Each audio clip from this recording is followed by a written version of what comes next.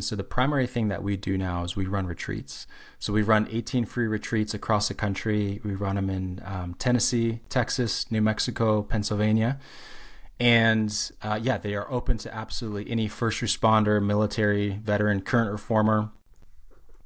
We are a Christian-based ministry, but we have a number of individuals who are like, hey, maybe I don't agree with that, or I'm not really sure where I'm at with that. And we welcome them with arms wide open. And so the primary thing that we offer are these retreats, which I'm sure we'll talk about more. We still do have some online resources, like we have an online school, which is like, private community where people can come in, we can ask questions, we can make connections. We'll post things like the Overwatch Collective on there, just so people are aware of resources. And then we do still have like a bi-weekly Bible study that we are open to anyone who wants to join us on Thursdays. But really what we focus on is getting those retreats out there. Very cool. And then nonprofit organization? Correct. Yep. Yeah. Okay. And the retreats for the first responder service member, are they free or do they have to pay for them?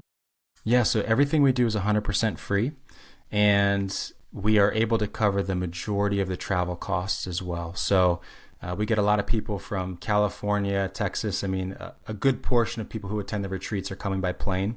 And by God's grace, we're usually able to cover all of the plane flights. That's incredible. So fundraising going well, grants, how are y'all able to do that? We don't actively fundraise, and I've never written for a grant.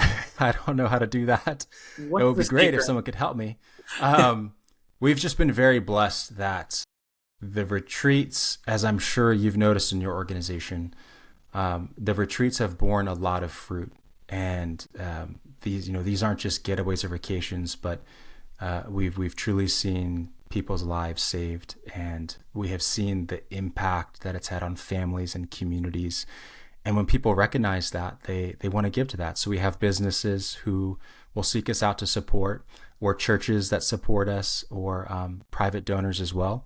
But we've kind of made it a point that we feel like God has called us into this, and as a small organization, it's really easy to get caught up in just fundraise.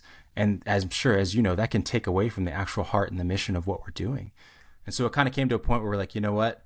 If God wants us to do this, we're going to trust him, and we're going to focus on the mission, which is helping people and helping bring people out of darkness. And we'll trust that he's going to bring the finances. And he always has. So